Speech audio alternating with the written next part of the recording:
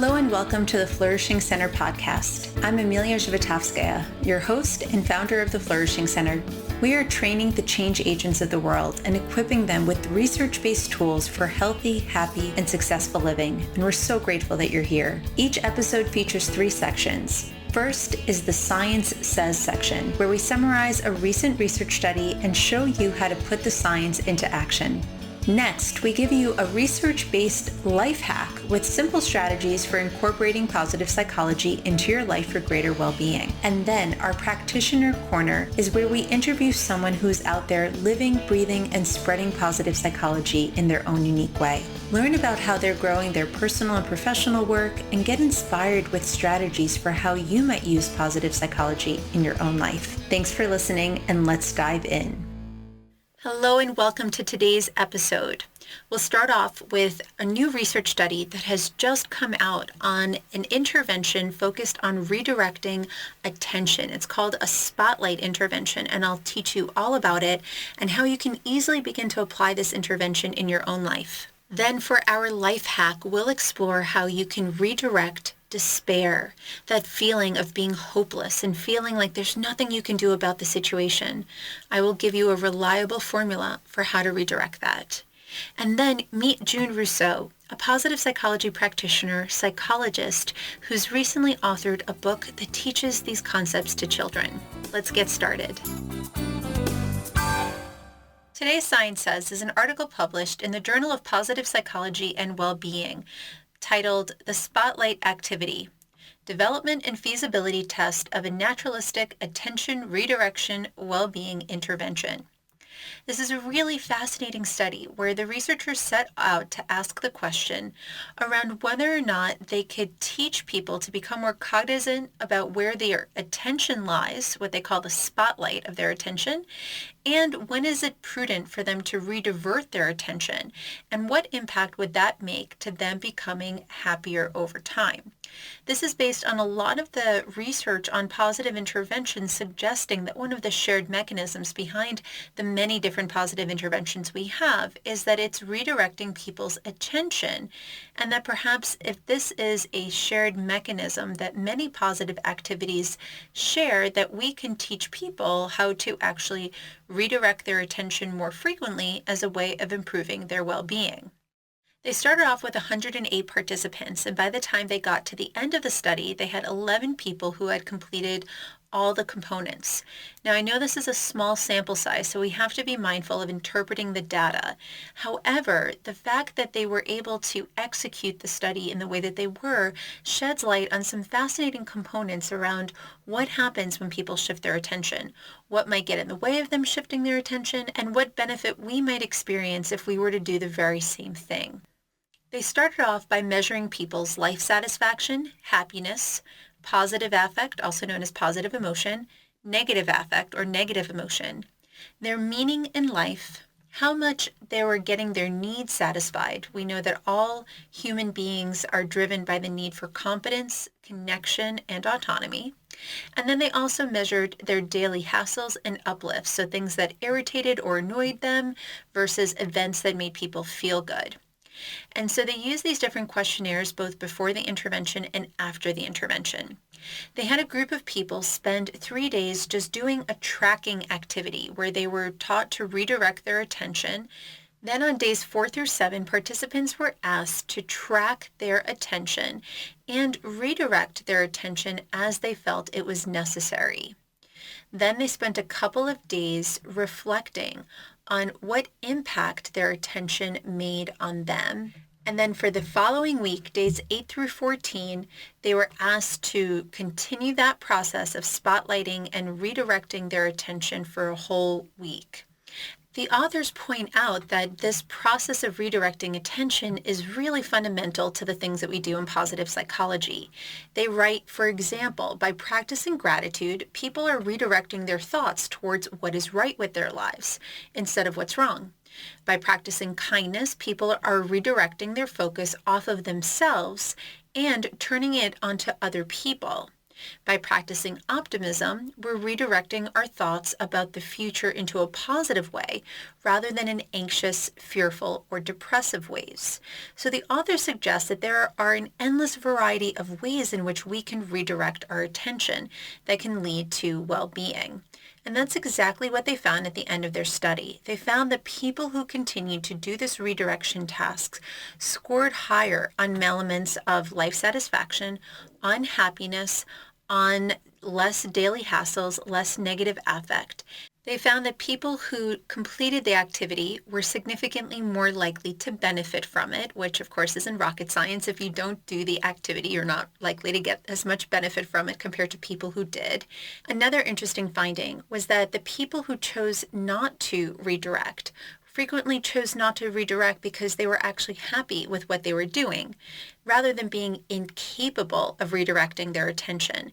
This, the authors suggest, underscores the feasibility of the attention redirection without much formal training, suggesting that these are simple interventions that we can all take on. In summary, this is a simple intervention that we can all take on. In fact, you could actually run this whole research study on yourself. Spend 3 days setting a timer to go off at 4 random times throughout the day. And when it goes off, ask yourself, what am I paying attention to? Then spend 3 days with the same timer, but this time, when you capture your attention and what you're spotlighting, ask yourself, do I want to be thinking this thought? Is this a useful thought? We like to use the strategy, is it helpful or harmful? Is this thought helping me show up in the world the way that I want to? Or is it getting in the way of my showing up in the world the way that I want to? And then redirect it consciously over the course of those days. Then spend an additional week just setting an intention to monitor your attention throughout the day, not just when your alarm goes off, but just begin to notice, what am I putting my attention to? If you'd like to replicate the study even further, then track how this is making you feel and what types of things are you learning about yourself in the process. And little by little, you too can experience the benefits that these research participants found, which is an increase to well-being and life satisfaction over time. Today's life hack comes in the form of a life equation. This equation comes from the work of Dr. Viktor Frankl, a Holocaust survivor and psychologist who founded a form of therapy called logotherapy. Logotherapy is a style of psychology that we can say predates positive psychology and coaching psychology.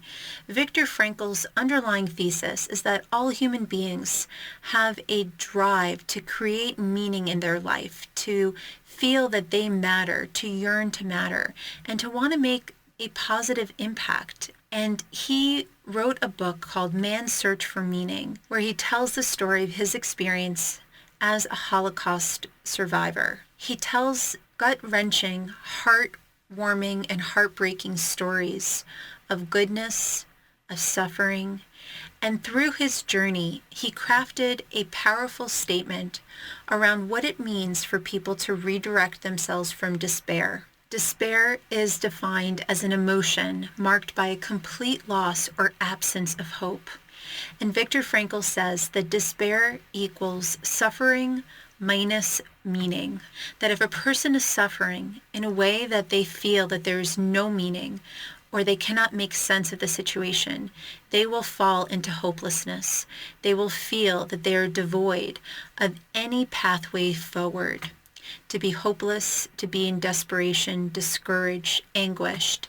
And according to Viktor Frankl, the way that we transform ourselves from that suffering, from that despair, is by making meaning of it. Whether the meaning be, I don't know why this is happening to me, but I'm going to somehow use this to be a better person in the future. Or to make meaning from the perspective that I'm going to control the parts of the situation that I can control, which is my thoughts and my feelings and my own actions. How we make sense of what we're experiencing is up to us. It is a birthright that nobody can take away from us. So today's life hack is to explore where in your life might you be feeling a little bit of despair. There are definitely elements of our world today that we can easily tap into a place of feeling anguished, distressed, hopeless, and disheartened. But if we can use that pain that we are feeling, that suffering that we're feeling, and somehow create meaning from it, whether the meaning may be that it gives people an opportunity to step into a place of making their voices known, or anything that you are doing to actively change or redirect the situation, that is a way that we can use Viktor Frankl's powerful equation as our life hack. Hack your life to make meaning of the things that you are experiencing. And obviously it is hard to make sense of the senseless, but if you recognize the fact that we humans have a meaning-making brain, we're always creating a story about what we're experiencing. It's just most of the ways in which we make meaning from the situation are unconscious. We kind of get at those stories accidentally. And so what Viktor Frankl is offering us is an empowered opportunity to make meaning out of the suffering, to choose a story that helps us show up in the world the way that we want to. Hello, everyone, and join me in welcoming June Russo. She is a graduate of our Certificate in Applied Positive Psychology program, and she's based in New York City, where she is a psychologist by profession and most recently a positive psychologist and positive psychology-based coach. When she was in the CAPP program, her final project was a poem that she wrote about positive psychology, and she turned that into, most recently, a book, which we're so excited to learn more about and how she's spreading this work into the world. And something you might not know about June is that she is a mover. She loves to dance. She loves a unique form of expression called Nia, which hopefully she'll tell us a bit more about too. And I'm so excited to have June here with us. Thank you, June. Yes, thank you, Amelia. I'm very excited to be here and share some of my positive psychology experiences. The actual book, as you said, came out of being in the class, and we had the final project, and I was up in arms thinking, oh my, what am I going to do? What am I going to write about or develop? And something came to me one day. I was just really sitting around my apartment feeling somewhat stressed for, I guess, any number of things. And really the book emerged out of that period of stress. It was like, okay, how do I make the best of the world? How do I put a positive spin on things without being overly optimistic? And what ended up coming up was really, and I made it's a children's story. It doesn't mean it's read just by children. And the focus is on how, when we're stressed, when we feel fear, these fears can build up and they can overwhelm us. And in overwhelming us, they narrow our view of ourselves. In other words, what I'm saying is the book, we lose track of our inner strengths, our character strengths. And according to the VIA Institute on Character, they research 24 strengths. So I make references to these strengths in the book. So out of fear, we narrow our view of ourselves. And then the other point of the book is how really we become narrow to the beauty in the world, what's beautiful around us, a bright moon in the sky, the sun shining, children playing at the shore, watching the stars in the sky. Anything of really it focuses more on sort of the natural beauty in the world and how we can lose sight of that and the beauty in ourselves when we're stressed out. And really the book points to, when feeling stressed, try to get a hold of sort of the beauty within and without and put some focus on that. I mean, it doesn't mean, you can't feel stress or fear or dismiss or deny it. It just means try to put things in perspective for yourself. And that's basically the story. And I don't think if I didn't do CAPP, it would ever have emerged. Because I'm always feel like I'm try to be a positive person, but I think taking a training program in positivity broadened my perspective. So thank you, Amelia. Thank you for being a part of it, June. Thank you. Yeah. And June, tell us about your journey as a psychologist and now as a positive psychologist. What brought you into this work? Mm-hmm. Good question. Very good question. I think I found over the years in my experience that, there is a lot of negativity in psychology. I mean, people are out there with the best of intent to help others, but the negativity I find is like, maybe over labeling people, too much focus on sort of the negative diagnosis in somebody, and doesn't mean you can't diagnose, but it was almost like more accentuate on the negative in people. And what I like about positive psychology, it balances and you try to look for the good in people. And one interest that I've really come very interested in now is, in fact, these character strengths. Because when you focus on character strengths in people, people can really see, oh, there's some real good in me. Oh, yeah, I am a kind person, darn I. Oh, or I can be really brave at times. And when people hear that, I just think they feel good and they have something to negotiate the world with, which are these wonderful strengths. So I've actually completed also in poem mode something on character strengths, which I believe will come out in the next couple of months. And I think it's going to just be, what would I call it? Like the little book of character strengths kind of thing, geared toward children, but it can be read by adults. And that's something, I just don't think in psychology over the years people really talked about character strengths. So I just love that perspective of accentuating the positive in people. Thank you, June. It's such a beautiful perspective to be reminded of the importance of helping people recognize their character strengths. And I'm curious, what makes you gravitate to children? Probably one thing is I just think I'm a child at heart.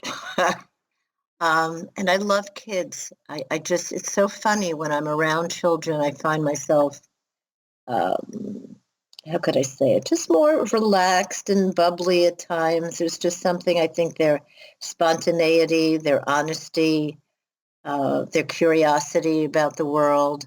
I think they hold so much of what sometimes we as adults lose as we get older and sometimes overly cynical about the world. So they really, in my mind, carry it all. And it's not something I would want to ever lose. I love that, June. And you mentioned that some of the ways in which positive psychology has impacted you has been around character strengths and helping you think through how negative emotions might narrow us. I'm curious, what other strategies do you feel have impacted your life? Well, one certainly for me personally, and certainly for people I work with, it relates to anxiety and the idea of, and I never pronounce this word correctly, catastrophizing. And catastrophizing. Yeah, catastrophizing, finally. Huh. So, and I see so many people and myself do it. And increasingly, I've just trying to become more aware of when these thoughts come up. And I think to some extent, they help us survive in the world. We need a certain negativity and sensitivity to threats around us. But in this situation, it's almost like people are on overdrive. So having this awareness just has been very, very helpful. Then you can question it, like, really? How likely is that to happen? What are the odds of that happening? Doesn't mean whatever the situation is won't. But when you're in it, it just feels like, wow, this is imminent. So that's been very helpful. Also, I think at times I like trying to put life in perspective, and I see that as a concept from positive psychology. So if there's something troubling, just putting, well, where is this in the scheme of life or in the scheme of things? And that's very helpful because it helps to be less reactive in those situations and just say, yeah, it's part of life, but this is not hardly the full picture. And that I find a very positive concept. And also, as I'm thinking about this, growth mindset and fixed mindset is like I'd say I'm close to the top of my list from positive psychology concepts. I just find it so helpful for myself and working with people who just allow them to see that certain statements they make are, this is out of a negative concept. This is not a growth. You're not saying you can grow out of, you're fixed in this, but are you really? And having people question that being fixed in something. And I see that in children too, and as well as adults. And I'm curious, how would you love to see people use this book? Like, would you love to see parents use it with their children? Yes, that would be the ideal. It's interesting because someone wrote a review about it, and that was her read on it, that this would be an ideal book where parents could read it to children, not that a child can't read it, but read it to children and have a discussion around it. Because there's a lot of concept. It's not just like read through it, done, that's it. So it's really a book that's meant to encourage discussion about feelings, negative feelings, acceptance of feelings, coping strategies in stressful situations. June, can you tell us more about the age group that you feel is appropriate for the book that you've written? Sure. I would say basically seven and up. I think it's not to mean 6-year-olds and 5 can't, but I just think 7-year-old is a little more on solid ground, a little less threatened, maybe threatened at times by overpowering feelings, but younger children can be a little too frightened by their feelings and maybe just need to sort of not look at them till they're a little bit older. In the form of a book or a discussion. Again, there may be some individuality depending on the child, but I would say safely 7 and up. A number of people who've read it and review said, it's a book for all ages. I'm not sure what that means. But I would say around 7 to start. Thank you so much, June. I'm so excited to see more people get this book into their hands. And June, I know that you are on the same page as we are here at the Flourishing Center around the importance of vitality. Hence, our model of positive psychology is PERMA-V, not just PERMA. And you're incredibly vital and vibrant. And I won't ask you to tell us how old you are, but I know that you maintain movement as an integral part of your life. Would you tell us more about that? Sure. It's funny. From the time I was yay big, I remember I would dance around the house and I'd always dance on my toes. And sort of my parents said, oh, dancing on toes, let's send her to ballet school, which I loved. And I did that for, I think up to about from ages maybe 5 to 12 or 13.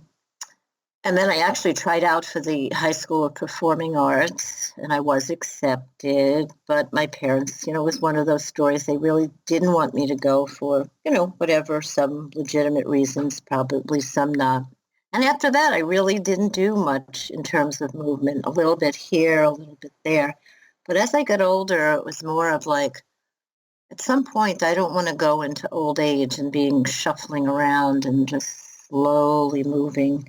And I knew a lot about movement and as an antidepressant, anti-anxiety, and I just thought, emotionally, that's good.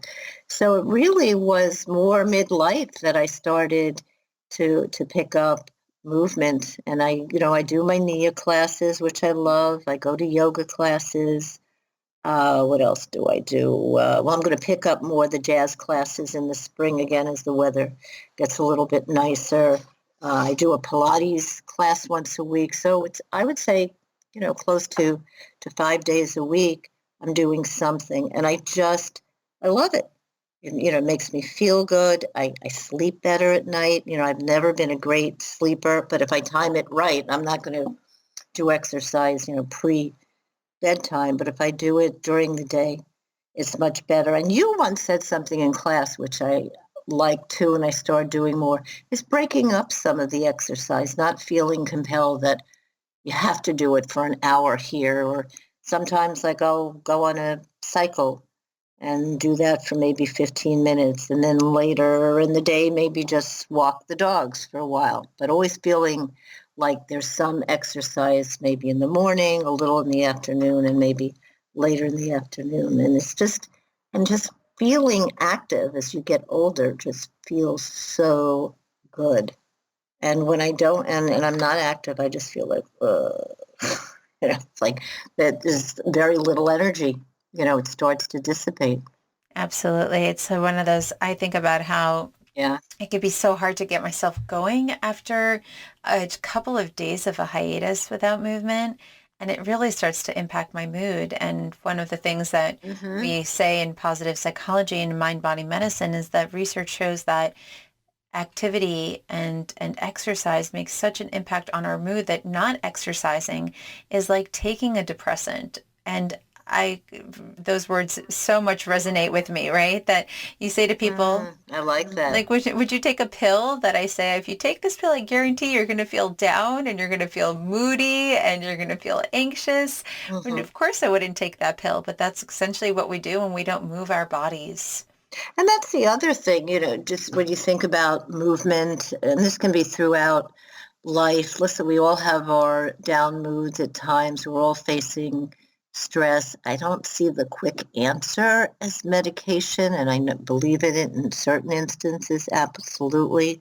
But there's so much research out there on the benefits of exercise and mood, like you say, and you just have to do it. Unfortunately, I've met people who they just say, I don't like it. I don't like exercise. And I can see their bodies and minds have suffered for it. Wow, that's so interesting, June. I'm curious if you have any thoughts on why that is, because we as human beings, we're animals. We're wired to move. So what do you think it is that's causing people to think that they just don't like to exercise? It's a good question. I'm not sure I know the answer. I mean, I'm thinking of some people come to mind, and I think maybe the depression sort of overtakes everything, and they're not quite dug out of it. And it's just like it could be part of the depression where they say, "Oh, exercise, this is not for me."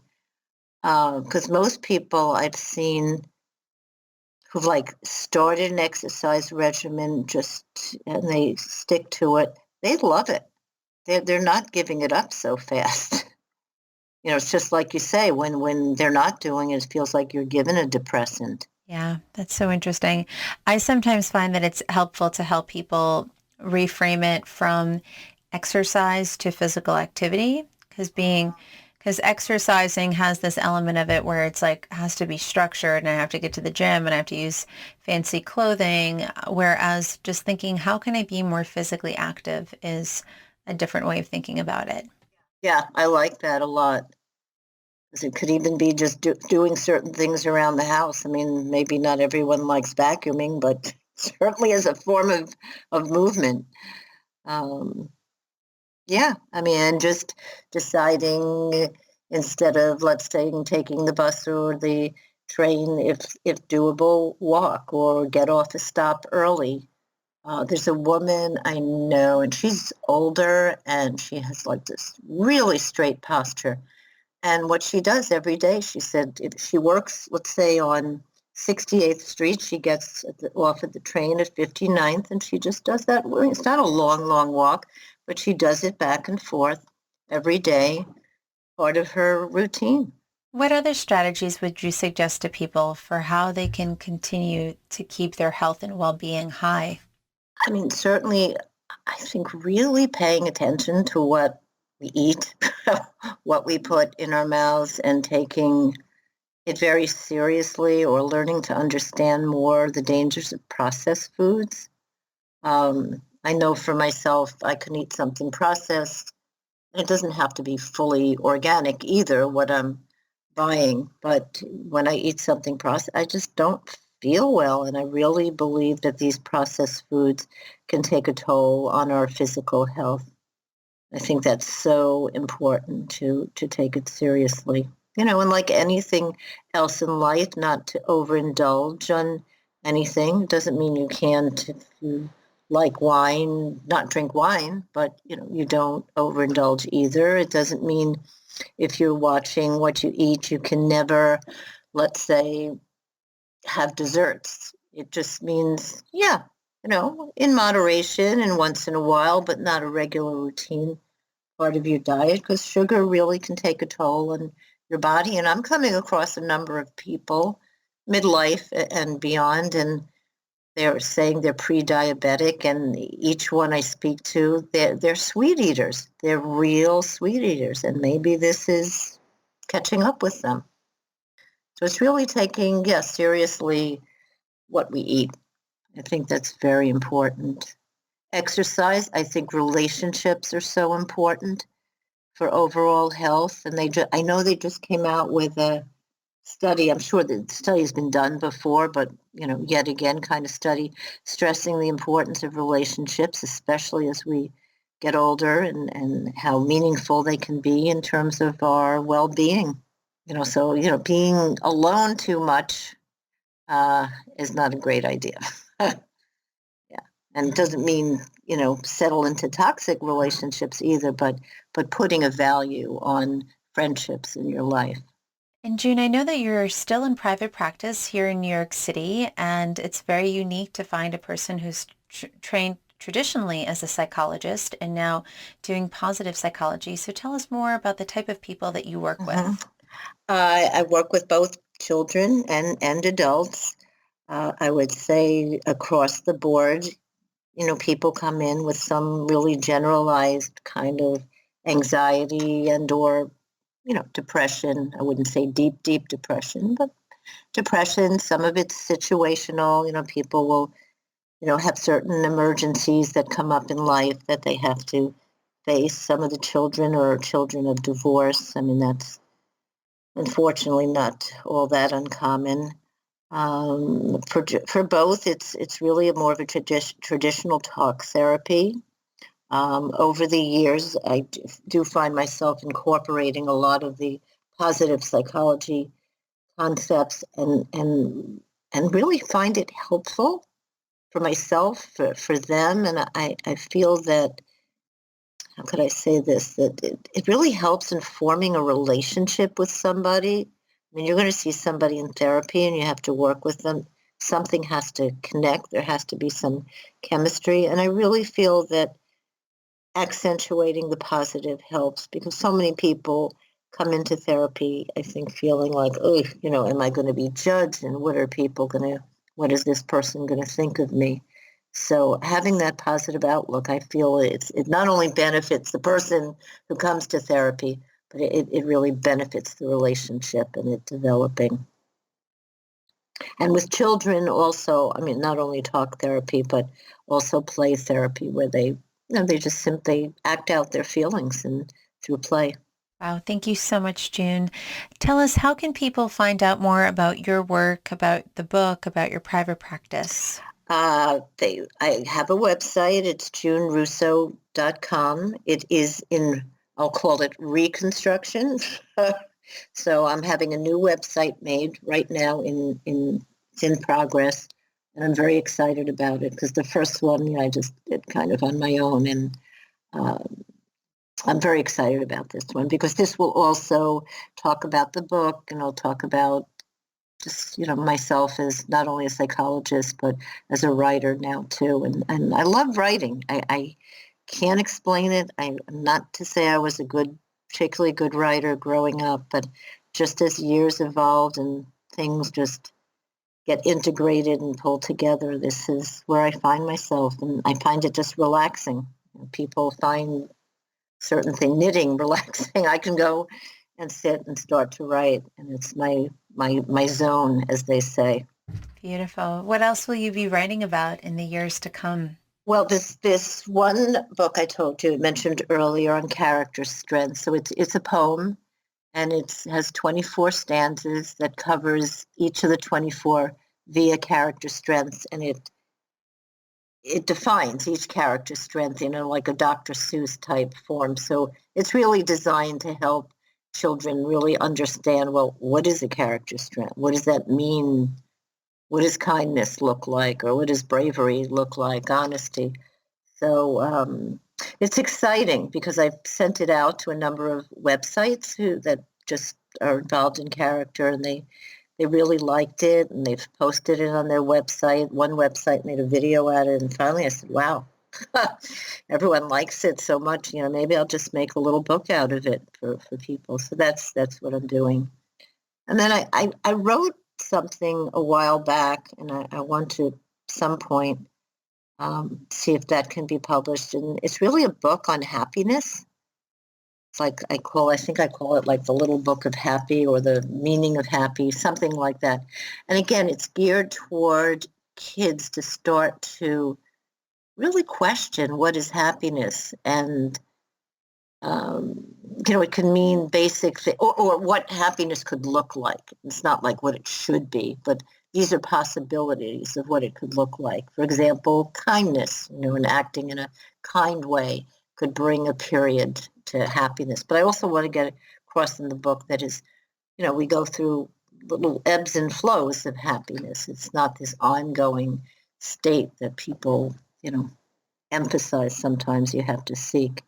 So that's there. And then one more I wrote about what I call the no boy, the boy who always says no, and what he misses out in life by saying no all the time, and then benefits that come to him once he comes around and sort of joins the group, as they say. Beautiful. Thank you so much for being with us today, June. I hope it was a pleasure. Thank you all so much for listening, and I hope you will check out what June is up to in the world. It is beautiful to see positive psychology being brought to the children of the world. Yeah, you too, Amelia. Thanks so very much. Thanks for listening. We hope you've enjoyed today's podcast. Feel free to follow us on Instagram or Facebook through the handle The Flourishing Center. Also, if you're in the New York City area, come join us. We have a grand opening of our physical Flourishing Center located in the heart of New York City. Check out our website, theflourishingcenter.com/events to learn more about it. And as always, if you're interested in becoming a positive psychology practitioner yourself, check out our programs located in 14 cities across the US and Canada and online internationally. Thanks so much for listening, and I wish you a flourishing day.